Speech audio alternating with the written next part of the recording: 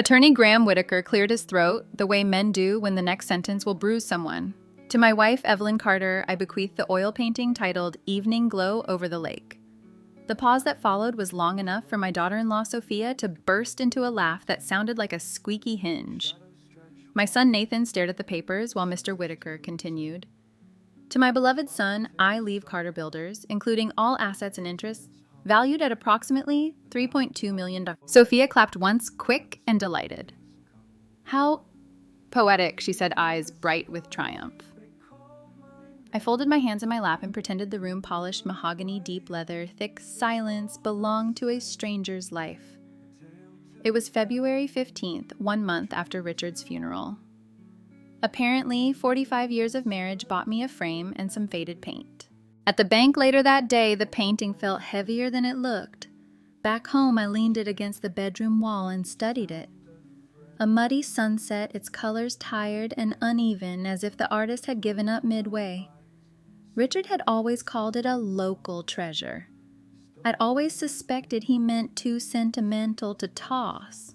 3 days passed before I tried to hang the thing. I lifted it toward the old hook above our dresser, his dresser once, and the corner slipped. Wood thudded. From inside came the faintest rustle like paper sighing. I set the canvas face down on the bed. The backing paper had loosened along one edge. The frame's tiny clips were bent and soft with age. Curiosity steadied my hands. I eased back the torn paper and slid my fingers beneath the stretcher bars. Something thin and glossy waited there. I coaxed it free. The photograph landed in the light like a confession.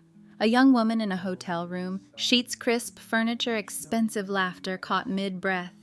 She was Sophia, a few years younger, hair mussed, as if the pillow had just released her. She wore more jewelry than clothing and the kind of smile that explains itself. My stomach went cold. I turned the photo to the light, forcing myself to inventory it, as if it were evidence and not a blade.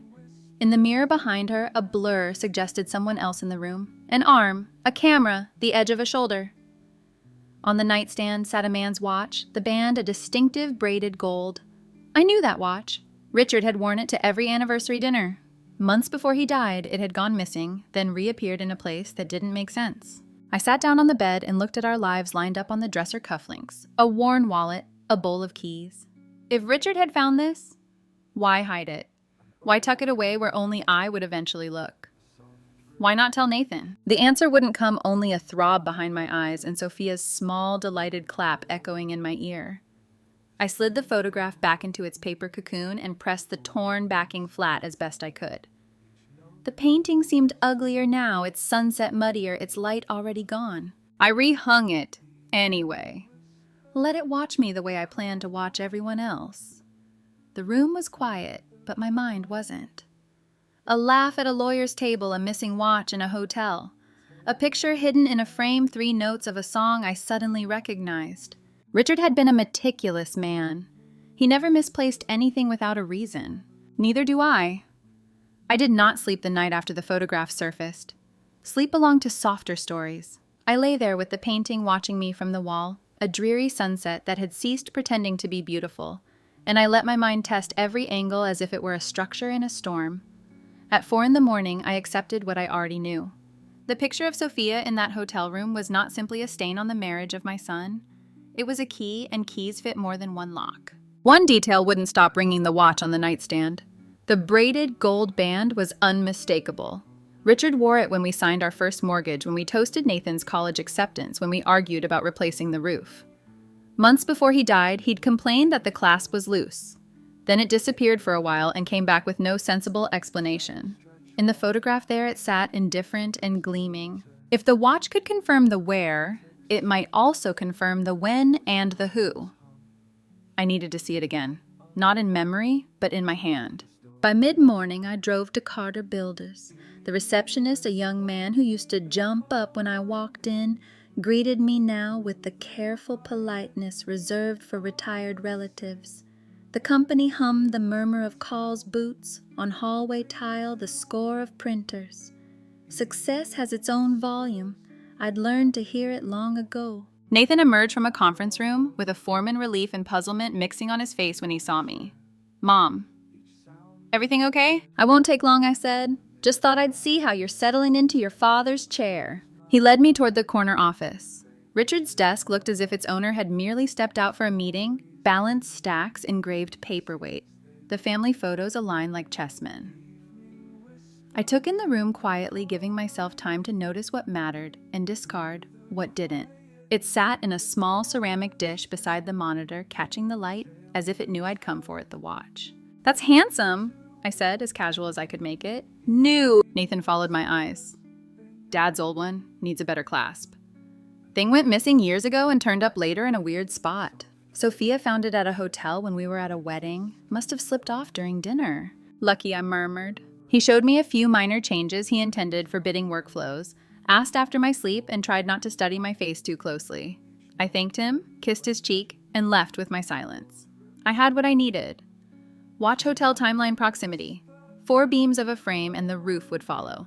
Downtown held 3 hotels grand enough to match the photograph's background, and the caliber of people who loved being seen inside lobbies. I started with the one closest to the park, and felt my instincts reject it. Wrong grain on the headboard, wrong view through the window. The second was a triumph of corporate marble and smelling of lilies. The rooms were impeccable and anonymous, which can be a kind of disguise, but not the right one. The third, the Lakeview Grand, welcomed me with a lobby that glowed like warm brass. A man at the concierge desk asked if he might help plan an anniversary weekend, and I let him. I have never found the truth allergic to small lies. We pride ourselves on the details, the sales manager said, guiding me through a sample suite. Italian marble in the bath, Egyptian cotton, south-facing windows for sunsets. Sunsets. I stood at the foot of the bed and compared the angle of the headboard, the polish of the dresser, the cool chrome of the lamp. The room matched the photograph the way a face matches its reflection in a spoon distorted by a curve but unmistakable. Lovely, I said. In the bar, a bartender with the open face of a man who hears secrets poured a glass of water. His name tag read Marco. Do you happen to remember a regular named Richard Carter? I asked after he introduced the happy hour menu. Marco's whole expression softened. Mr. Carter. I'm so sorry, how's he doing? Haven't seen him in a bit. He passed away last month, I said. Even now, the words required a steadying breath. Marco set down his towel. I'm sorry to hear that. He was a gentleman. Came in Thursdays, mostly late afternoon. Always the same whiskey neat. Sometimes he was alone, sometimes with a younger blonde. Smartly dressed. I assumed they were family. Family, I repeated as if tasting the word. And her drink? Martini with olives she never ate. He paused, aware he might be saying too much. Forgive me. I talk too much when I'm remembering. You talk just enough, I said. Thank you. I took my water to a corner table and turned the facts upright. Thursdays. Richard had been meeting Sophia here regularly. If there'd been only an affair, he could have chosen a place outside our radius of habit. If there'd been only a business concern, he might have brought me the worry, or at least Nathan. But Richard was the type of man who finished things properly. If he'd learned that our son's wife was entangled in something ugly, he would have collected proof, set it aside where a storm couldn't carry it away, and waited for the right hour to act. Now the hour was mine. I walked the lobby to memorize its sightlines. Security cameras nested discreetly in the ceiling corners. The elevators faced the front doors. The front desk had the practiced blindness of establishments that sell privacy without admitting it. On a table near the ornamental palms, brochures promised quiet excellence. The phrase unnerved me. Excellence ought never to be quiet. Mrs. Carter. The voice behind me carried a smooth surprise that didn't quite earn its own confidence. I turned and found a man in an expensive charcoal suit.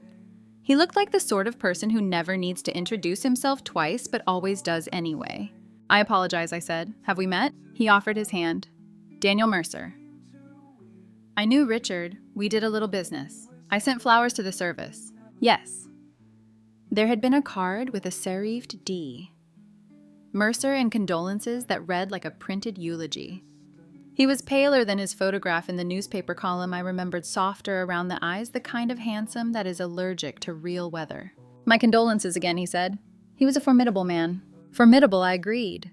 We used to meet here sometimes. His gaze skimmed the lobby as if cataloging exits.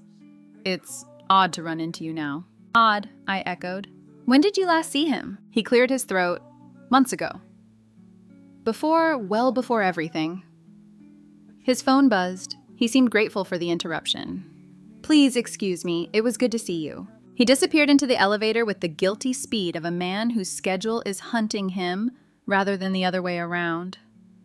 I watched the digital numbers climb and thought about why he had felt compelled to tell me the location of their meetings when I hadn't asked. Men eager to control the story always donate a few facts too early. On my way home, I called Lila the neighbor with a Rolodex disguised as a garden club. 40 years married to an attorney had made her an archivist of who matters and why. "Daniel Mercer," she said, sifting memory like flour. "Runs Mercer Capital downtown. Bridge on Thursdays for the wife. Hates bad wine, loves new golf courses." "Why?" "I may need an introduction. Something quiet.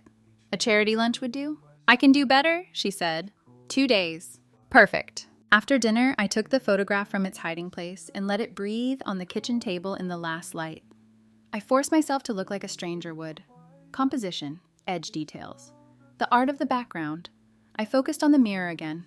Not just a blur this time, the ghost of a shoulder, a slice of forearm. The angular outline of a camera, not a phone. Whoever took this wanted clarity, not convenience. That mattered. I pictured Sophia younger by a handful of years, laughter not yet sharpened by habit. She had staged nothing else in her life with such care. The woman cannot align a table setting without turning it into a competition. But this picture had been arranged, the angle, the light, the watch lying in, frame the mirror, stealing the shadow of the person behind the lens. An accident would have produced chaos. This whispered design. I tried on each explanation like a coat: blackmail, trophy, proof for a partner, an artifact for leverage. But a clearer possibility elbowed the others aside: leverage for business. If Nathan's bids had been losing mysteriously, if competitors had been beating him by the slimmest margins that suggest inside information, then the picture could double as leash and lure, binding Sophia to someone who profited from her access and reminding her who had the camera. I pulled the watch from memory again, its band a thin river of gold. If the picture had been taken here, then the Lakeview Grand likely had records, cameras, receipts, names attached to suites. But I did not yet know which lever would fit which hinge. People who know they are being hunted grow fleet. Better to arrive as fog than as thunder. The next afternoon, Lila called back. "Mercer will be at a foundation luncheon on Friday. I've secured you a seat at my table. Wear something in navy." The man is more honest when he thinks he's already impressed you. "Do you have a file on everyone?" I asked. "Only the useful ones," she said, and hung up. Thursday, I returned to the hotel, no lie. And this time, only a woman in a lobby where her husband used to sit. Marco gave me the kind of smile you save for regulars you never expected to see again. "Thursdays," he'd said. I watched the clock obey him. 4 o'clock produced a stream of people who love pretending the day ends early for them. I counted 2 women with hair Sophia's exact shade, and hated myself for hoping for one unguarded second that one of them might be kinder or clumsier than the original. I left before 5. I had no desire to test whether righteousness could coexist with jealousy. At home, I opened Richard's old toolbox and found the small flathead screwdriver he used for picture frames. I returned to the painting and tightened the soft metal clips along the back, replacing the torn brown paper with new craft paper, crisp and neatly trimmed. If this was to be an archive, it would be kept like one. I wrote down a list: watch, hotel, bartender, Mercer, Sophia, Nathan, bids. Then I drew lines between them like a child mapping constellations and waited for the shape to declare itself. In the center, I wrote Richard and circled his name until the paper grew thin. Friday's luncheon put Daniel Mercer an arm's length from me and a world away. The ballroom smelled of white flowers and pledges. Lila whispered introductions and gossip with the same even tone, a talent I have always admired. When Daniel took his seat, he adjusted his cufflinks, checked his phone, and practiced the expression of a man at peace. I asked about the foundation's scholarship program.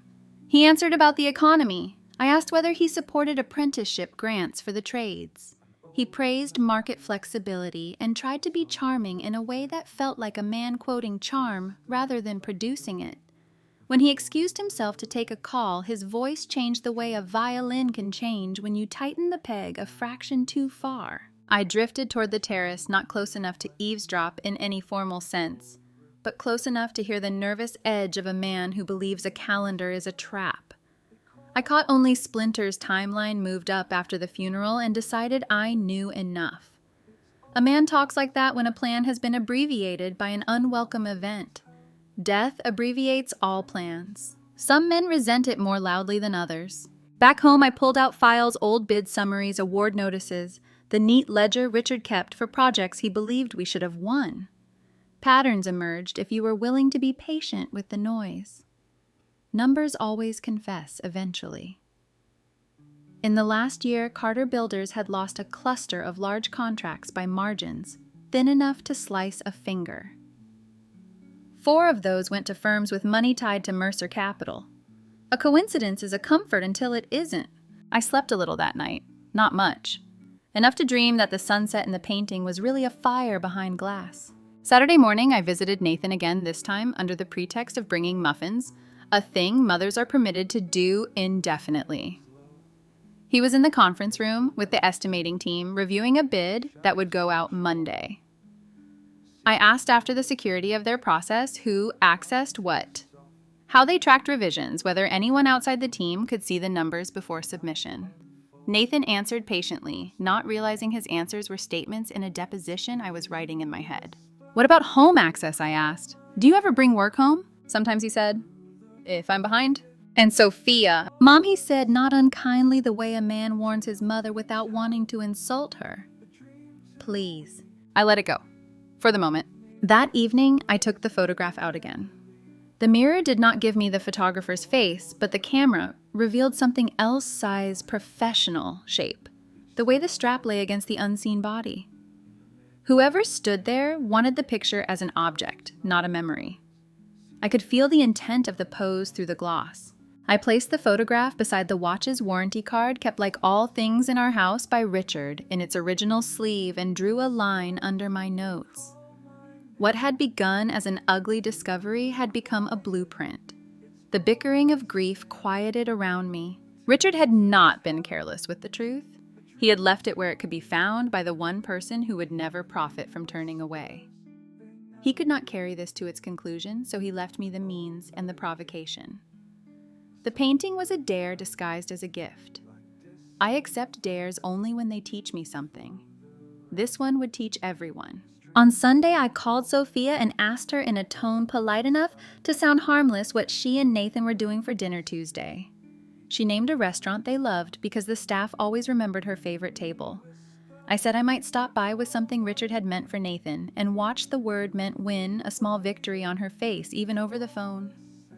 The guilty will always mistake vagueness for innocence. Before I hung up, I looked at the painting again. The sky had been painted with the stubbornness of someone who believed orange could be made to confess to being gold. That is the trouble with certain colors under the wrong light. They tell you what you want to hear. I prefer daylight. It shows the seams. On Monday, I put everything I had into a plain folder, a copy of the photograph notes on the Lakeview Grand. Marco's name, a list of dates, the cross-reference of bids and winners, the thread that led to Mercer Capital. I slipped the folder into my bag and placed the watch's old receipt beside Richard's wallet on the dresser, a quiet memorial that also looked like a promise. The investigation hadn't made me angry.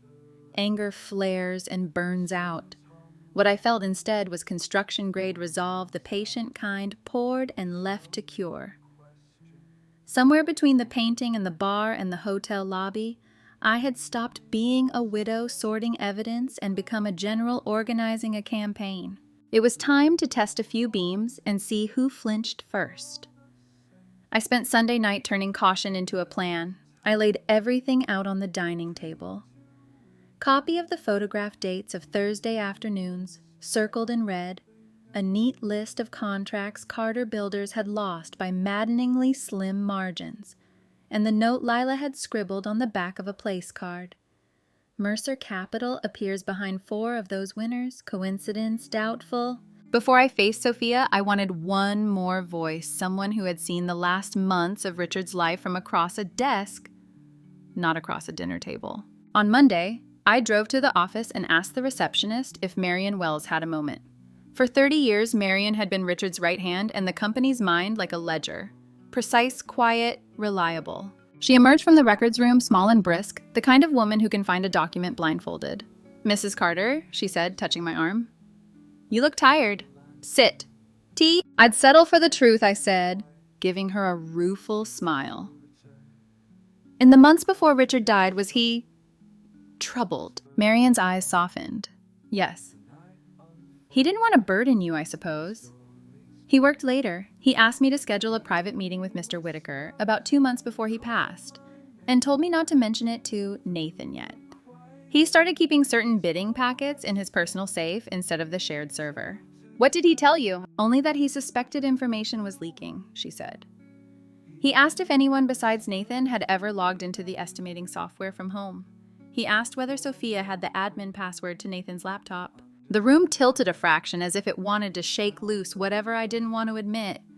And Marion looked at her hands. "I told him I didn't know, but that if he wanted, I could have IT check for duplicate logins." He said, "Not yet. I need to be sure first." He didn't want to accuse his own family without iron in his hand. "Of course he didn't," I whispered.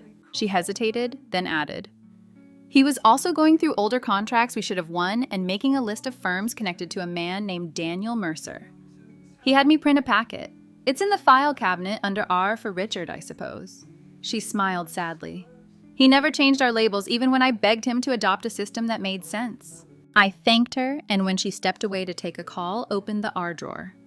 The packet was there, a neat grid of projects, bid amounts differences, measured in inches of dollars, and written in Richard's clean engineer script. The phrase, "margins," imply foreknowledge. By the time I reached the car, I knew the order of operations. First truth, then consequence. I called Sophia and asked her to come to my house Tuesday afternoon. And she agreed, perhaps out of curiosity, perhaps because the guilty live closer to politeness than most people think. Tuesday came in gray and drizzly the way the Midwest apologizes for weather it plans to repeat. I set a tray of tea on the coffee table and slid the manila envelope beneath it like a foundation you cannot see but trust. When Sophia arrived, she was immaculate as ever in a cream suit that made my living room look careless. "Evelyn," she said, air kissing the air near my cheek. "You sounded mysterious on the phone. I hope nothing is wrong." "Please," I said, motioning to the sofa. "Yes, thank you."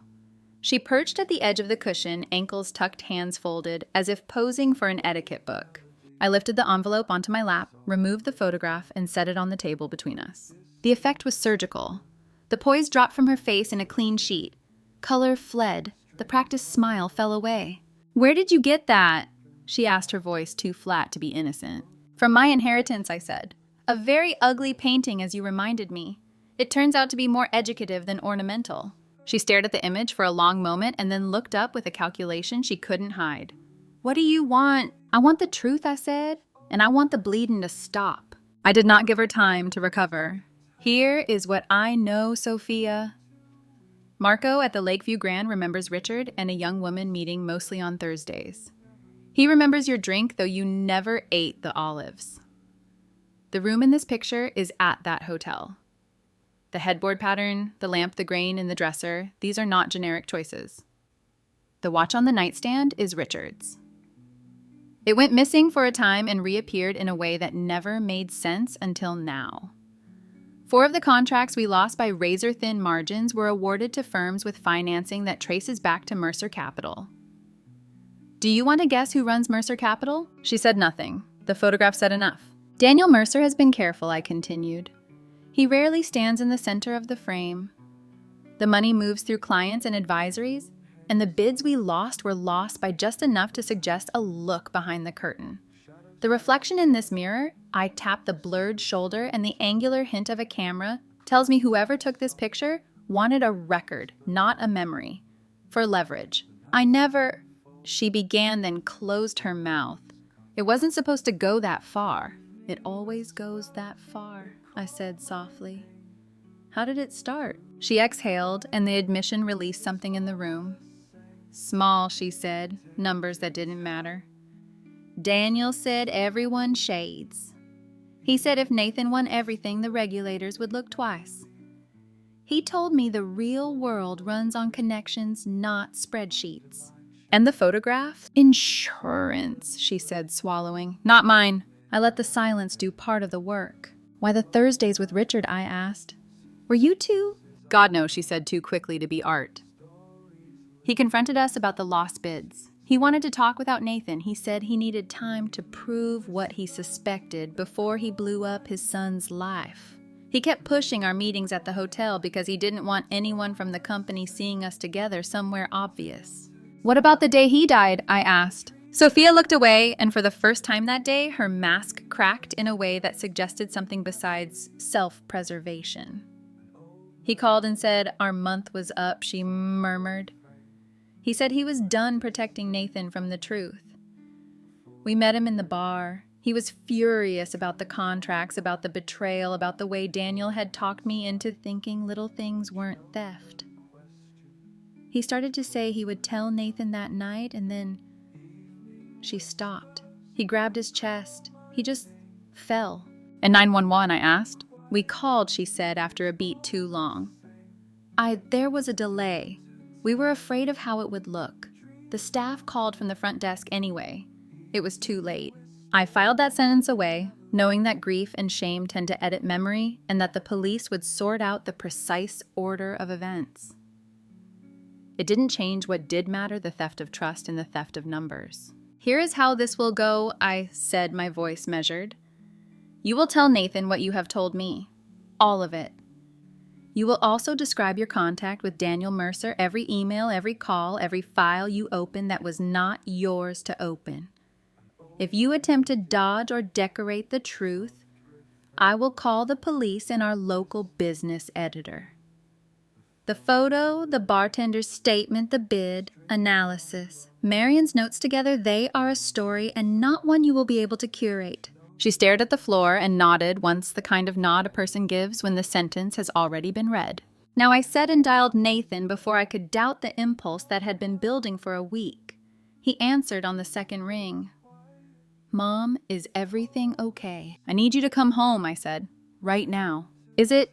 Dad, then a silence as the calendar caught up to the question. I'll be there in 20 minutes. We waited without speaking. The clock measured the distance between loyalties and facts in slow seconds. When Nathan arrived, he hugged me, then looked past me to Sophia, who had not moved. What is this? He asked. It's the truth, I said, and set the photograph on the kitchen island, because the table felt too tender. Nathan's face went slack, then pinched, then blank again. He looked at me with a question he didn't want to ask. Tell him I said to Sophia. She did. Not with grace, but with enough clarity to hold up in court. She described meeting Daniel at a fundraiser, the thrill of being invited into the adult conversation about how business is really done, the passwords she should not have had, the way Daniel had dressed exploitation as sophistication. She spoke of the adrenaline of the first close margin win for a Mercer-advised firm and the sick relief that followed when no one noticed. She admitted to copying preliminary bid numbers, to forwarding spreadsheets, to persuading herself that Nathan would never be hurt because the market would correct. How long? Nathan asked, his voice behind glass. 2 years, she whispered. And the day Dad died, he asked without looking at me. She told him that part too haltingly. When she finished, he was quiet for so long, I thought the room had turned to ice around him. How much, he said at last.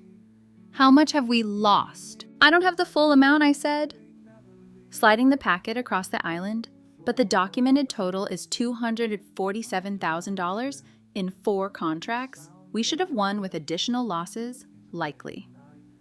The pattern is clear. Nathan's hand closed around the edge of the counter as if he had to prevent the house from moving. I want you out, he said finally, not raising his voice, which made the words louder. Tonight. We will handle the rest through lawyers. Please, Sophia said, reaching for him and stopping when she saw his face. Nathan, I'm sorry. I never meant... You meant exactly this, he said. You meant advantage. You meant Daniel. You meant you. She stood up unsteadily and walked to the hallway, then paused and turned to me. Evelyn, she said. Please, could you not... About the hotel, the timing? That will depend, I said, on whether you tell the detective the truth the first time. Her lip trembled. She nodded, and the smallest shred of something like remorse crossed her face before it settled back into self-preservation. I called the police. I did not call the newspaper. There are orders in which you do things when you want both justice and repair. Detective Helena Park arrived with a younger officer carrying a notepad and a camera. She introduced herself in a voice that had long made people tell the truth without understanding why. I offered her the packet and the photograph. She took both with a nod. "Mrs. Carter," she said, "we'll need statements from all three of you.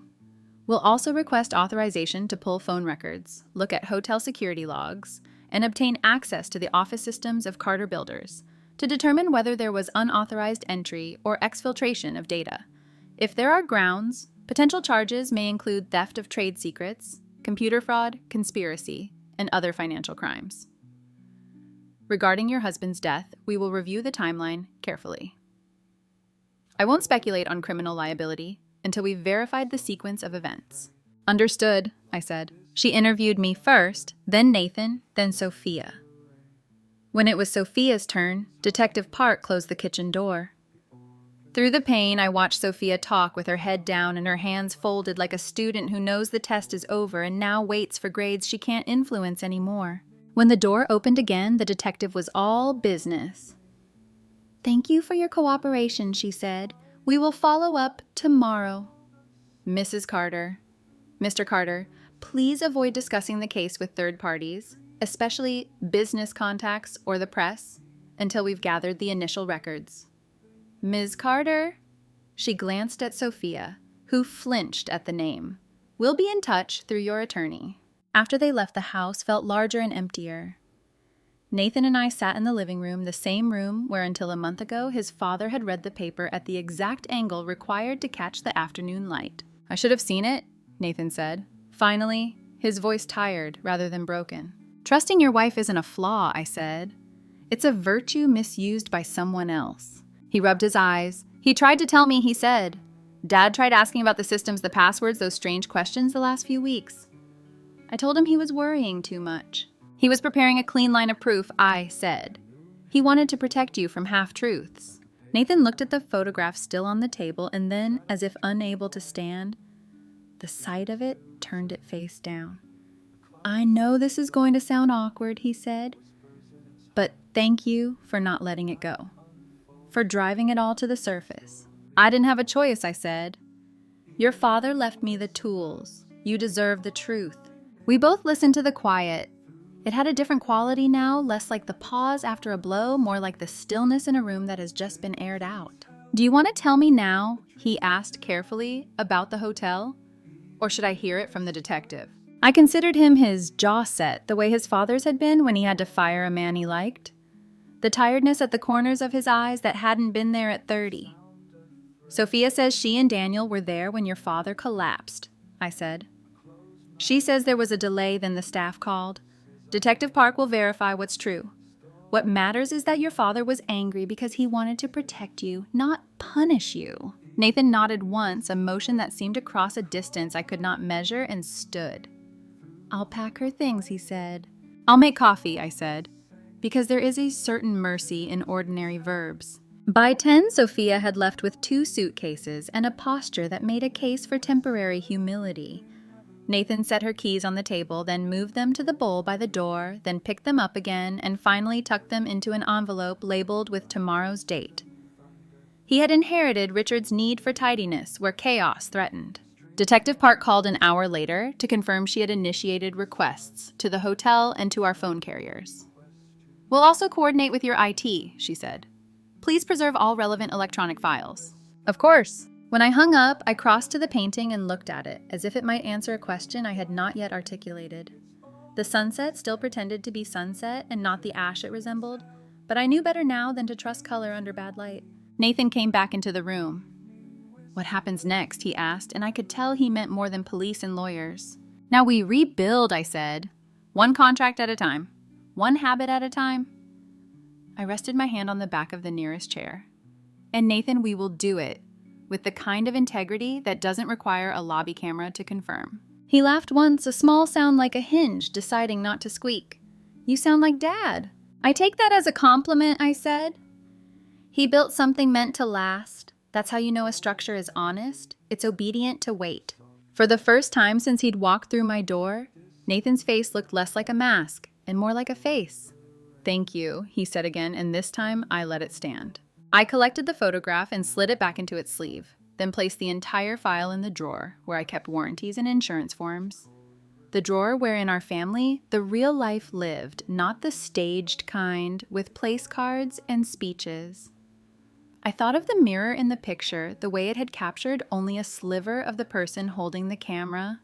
Whoever thinks they can hide behind a reflection forgets that reflections keep their own kind of books. I turned off the lamp and left the room.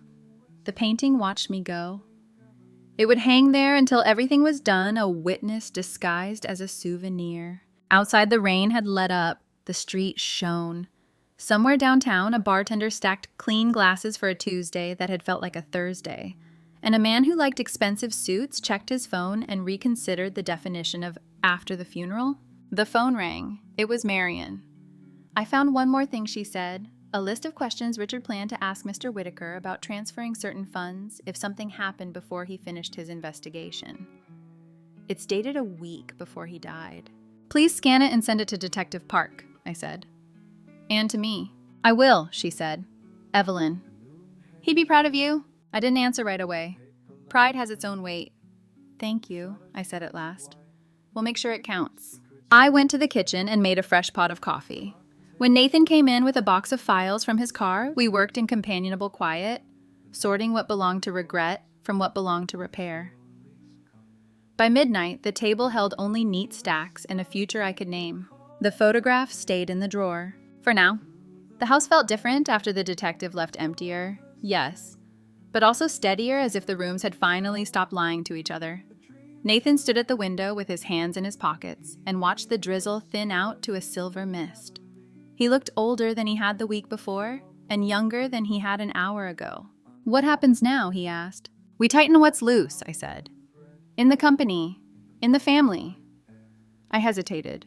"And there's one more thing you should see." I went to the bedroom and returned with a thin folder from the safe deposit packet Richard had left me with the painting. Inside was a single page with Richard's tidy engineer's handwriting, and the formalities the bank insisted on, a promissory note made out to Evelyn Carter for $800,000 dated 3 months before he died. Nathan read it once, then again slower.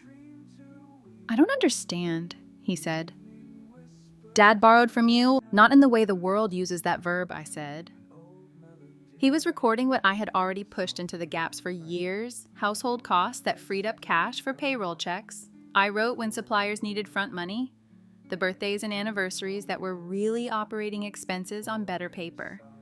He had the decency to keep score. Nathan looked at the signature as if it might alter under his scrutiny.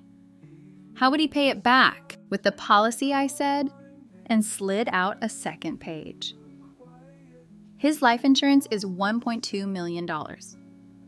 He arranged with Mr. Whitaker that the note would be settled from the payout, then anything left would flow to the business quietly without fanfare. Nathan put both pages down and rubbed his forehead. He thought of everything. "He thought of you," I said, "and of what the company would need if he couldn't finish what he started." For a long moment, we just breathed. Then I said what had been forming since I first read the note. "There's a simpler way. Convert the debt into equity. We paper a partnership, you and me. No repayment necessary. The accounting becomes shares. You need someone you trust in the chair across from you. I need a reason to keep wearing shoes that aren't slippers." He tried to laugh and almost made it. "Partners," he said, softly testing the word like a plank before stepping onto it. "Partners, I confirmed. On one condition." He raised an eyebrow. "We do this with the kind of integrity that doesn't need a PR firm to parse it. If a bid is late, it's late. If a margin is too thin, we walk away. We hire better where we were lazy and lock doors we used to leave ajar." "Deal," he said. And we shook hands in our own living room like two people who had finally chosen the same future. The doorbell rang before we could put the folder away. Nathan went to answer it. Voices in the hall. Nathan's cool and contained, a man's voice roughened by resignation. When they came into the room, I recognized the suit before the face. Daniel Mercer looked 10 years older than he had at the luncheon, the kind of age that arrives without asking permission. "Mrs. Carter," he said, and swallowed whatever pride had survived the week. "I know you have no reason to hear me out, but I'm asking anyway." 5 minutes, Nathan said. Mercer stayed on his feet as if a chair would presume too much. First, he said, I'm not here to bargain. I've already told Detective Park I'll cooperate. Emails, transfers, client ledgers, whatever they need. I came to say something specific about Richard. He took a steadying breath. He didn't die because we failed to call for help. The hotel staff called 911 immediately. I called too. The paramedics said it was massive, one of those attacks that wins even if you beat the clock. I know how anything I say sounds, but I can at least correct that part. I studied him. Shame can dress itself up as regret and fool you for a while, but genuine remorse is plainer. Why tell us? Because Sophia's frightened, he said. And when frightened, she says, whatever feels least dangerous in the moment. I've spent a career dressing greed and euphemism. I'm done doing that. I'm not asking for forgiveness. I'm asking you to know that Richard's last minutes weren't made worse by indifference. Nathan's jaw moved, then stilled. And the rest, he asked. The contracts that were edged away from us, the passwords that weren't yours, the money that found its way into your client's pockets. Mercer didn't look away. I'll help unwind it, he said. I've already frozen advisory relationships connected to those deals. My attorneys are working with Detective Park on restitution calculations. My board asked for my resignation this afternoon, and my wife asked for a divorce last night. I have fewer reasons to lie than I did a week ago. No one spoke for a beat. Outside, the mist had stopped pretending to be rain. Thank you for telling the truth, I said finally. It doesn't erase the theft, but it steadies the ground beneath it. I nodded toward the hall. You can send your counsel to Mr. Whitaker for logistics. We'll let the police lead. He inclined his head, grateful for a sentence where he might have expected a door. At the threshold, he paused. Mrs. Carter, he said. Richard respected you. He said you were the kind of person who notices the bolt that isn't tightened. I didn't understand what he meant. He left before I could decide whether to accept the compliment. The days that followed grew busy in a way I prefer, with verbs rather than adjectives. Detective Park served subpoenas, the hotel turned over camera logs. Our IT traced access histories, and the bank delivered copies of transfers that had been camouflaged under airy labels. Sophia, through counsel, provided a statement that lined up with the files more often than not. The state's attorney charged her with conspiracy and misappropriation of trade secrets. She accepted a plea agreement that required substantial restitution and cooperation. Mercer's cooperation meant some of the mess untangled faster. His punishment began at home and rippled outward. Inside Carter Builders, we converted shock into systems. Nathan and I met with every team and changed what needed changing. Two-factor authentication became more than a policy suggestion. Bid rooms became rooms, not metaphors. We cross-trained estimators so no single login controlled a deadline. Marion drew up a calendar to audit who touched what and when, and we followed it like a catechism. I signed the partnership papers with a pen Richard had used to sign the mortgage on the building we still occupied. Nathan signed with a pen I bought at a drugstore because it writes every time. There's a metaphor in that, but we didn't need to say it out loud. 2 weeks later, Mr. Whitaker called to confirm the insurance claim had funded. Per the note, he said, the first disbursement retires the $800,000 obligation. The remainder is available to Carter Builders as working capital. Mr. Carter. Mrs. Carter, my condolences again and my congratulations on your prudence. Richard's prudence, I said after we hung up.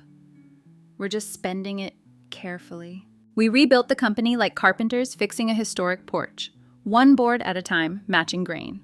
Where possible, replacing rot where we found it, refusing to pretend flaking paint was patina. News of the scandal leaked, as it always does, but the way we handled bids openly, cleanly, did its own quiet PR. Vendors who'd hesitated returned. Clients who'd picked competitors on a whisper came back on a handshake. Within months, the pipeline looked like a pipeline again, not a sieve pretended into usefulness. I moved Richard's painting into my office and hung it opposite the door. People assume I placed it there out of sentiment. I did not correct them. I like a reminder in my sightline that truth sometimes arrives disguised as poor taste. The sunset is still muddy. But if you stand at the right angle in afternoon light, a strand of orange tricks you into thinking it's gold. I keep it where I can watch the trick try and fail.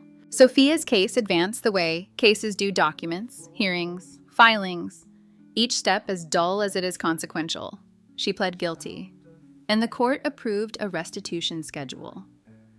I read the docket only often enough to stay honest with myself about what accountability looks like when it has to fit inside a calendar. Occasionally, I thought of her at some rented kitchen table signing papers she didn't fully read.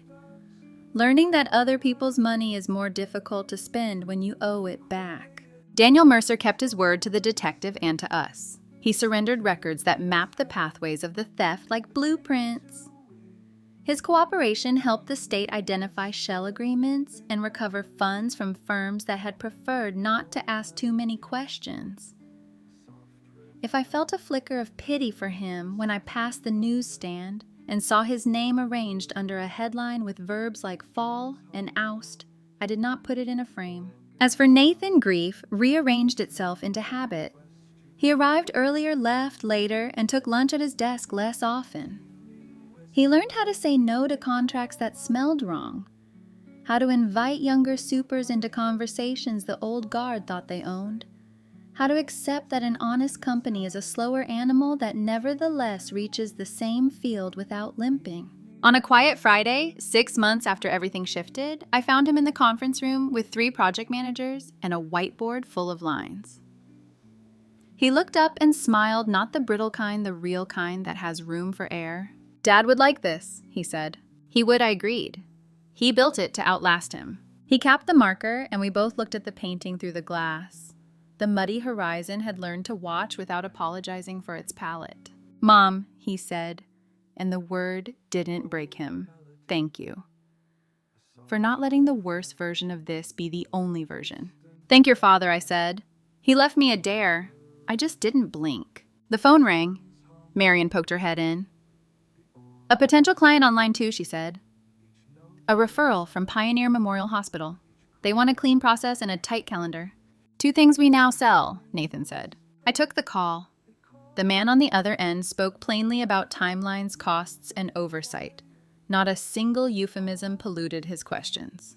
When I hung up, Nathan raised an eyebrow. "Well, they want a proposal by Tuesday," I said. "Transparent budget, weekly reports, open site cameras for the board." He grinned. "Honest work," he said. "The very kind," I answered. On my way back to my office, I passed the painting and stopped just for a second. I traced the frame with a fingertip and felt the tiny screws I had tightened the night the photograph fell out. You secure what holds the picture, and the picture tells the truth. That is the oldest lesson I know and the newest one I needed. Outside, the light changed. It always does. We kept working. Thank you so much for listening to today's story. If this story resonated with you or made you reflect, I'd love to hear your thoughts, so feel free to share them in the comments below. And don't forget to like, subscribe, and hit the notification bell so you won't miss the next story. I'll see you next time as we continue exploring more journeys and lessons together.